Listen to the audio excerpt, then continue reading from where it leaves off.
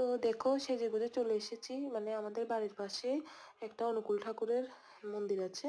তো এখানে আজকে মানে একদিনের উৎসব হচ্ছে, তো তাই রেডি হয়ে চলে এসেছে। আর এখানে আমার মেয়ে দেখো চলে যাচ্ছে ঠাকুরের কাছে, ও তো খুবই খুশি, মানে ঠাকুরের কাছে এসেছে। আর এটা হচ্ছে বড় মা।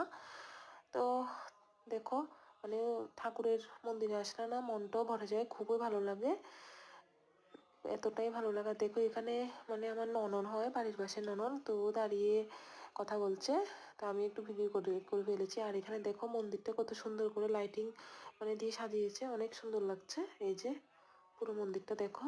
আর এখানে এটা হচ্ছে অনুকূলচন্দ্র ঠাকুর। আর দেখো এখানে চারপাশটা একবার তোমাদেরকেও ঘুরিয়ে দেখাচ্ছি। এই যে খুবই সুন্দর লাগছে। আর এখানে দেখো আমার বর আর মেয়ে মোমবাতি জ্বালাচ্ছে আর এখানে বসে আছে। তো এই যে এই গাছটার নিচে বসলে খুবই ভালো লাগে, আমি মাঝে মাঝে আসি মানে এখানে।